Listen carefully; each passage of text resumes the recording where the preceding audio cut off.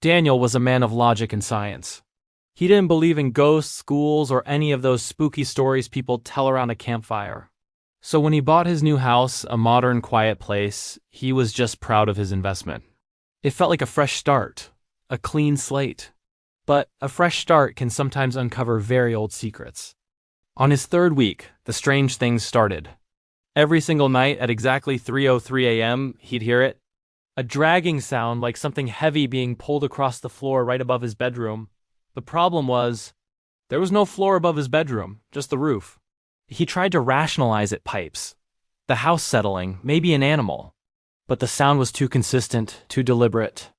One evening, fed up and a little spooked, he decided to investigate every inch of the house. He checked the attic, the basement, every closet. Everything seemed normal, until he got back to his bedroom. He noticed the large wardrobe wasn't flush against the wall like he thought.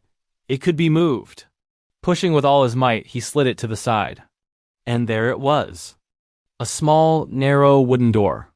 It was old, covered in dirt and deep scratches, as if someone or something had tried to claw its way out from the other side.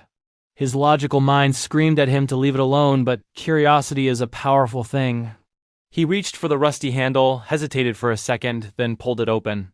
A wave of freezing cold air washed over him, carrying a dusty, stagnant smell. The room behind the door was tiny, pitch black, and silent. He fumbled for his phone's flashlight. The beam cut through the darkness, revealing walls covered in crude, childlike drawings. Dozens of them, all depicting the same thing, a tall, slender black figure with no face. The floor was covered in long, deep gouges, and in the center of the room sat a single, small child's chair facing the wall. Suddenly, a foul, rotten smell filled his nostrils. And then he heard it, breathing, slow, deep, and raspy. It wasn't his. And it was right behind him, his heart hammered against his ribs. He slowly, so slowly, turned around. Nothing, but just as he let out a sigh of relief, the hidden door slammed shut, plunging him into absolute darkness. Something moved in the corner. He heard the sickening sound of fingernails sliding slowly along the wooden wall, getting closer and closer. Then a chilling whisper slithered through the air, right next to his ear. "Don't open the door again." The next morning, Daniel woke up in his bed, drenched in sweat, his body shaking uncontrollably. The wardrobe was back in its place, perfectly aligned with the wall. It must have been a nightmare, a really vivid, terrifying nightmare. He tried to convince himself of it, but as he reached for his phone, he saw them. Deep red scratches running down his arms. And then he noticed his camera app was open. It had recorded a video at 3:03 a.m. With a trembling hand, he played it. The video showed him standing in the hidden room, his back to the camera.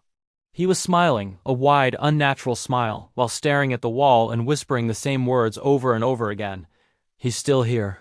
Daniel moved out a week later. The house is back on the market now. The listing has the same nice description, the same tempting, cheap price, but the room is still there, waiting for the next person who gets a little too curious. Thanks for watching, and whatever you do, sleep well.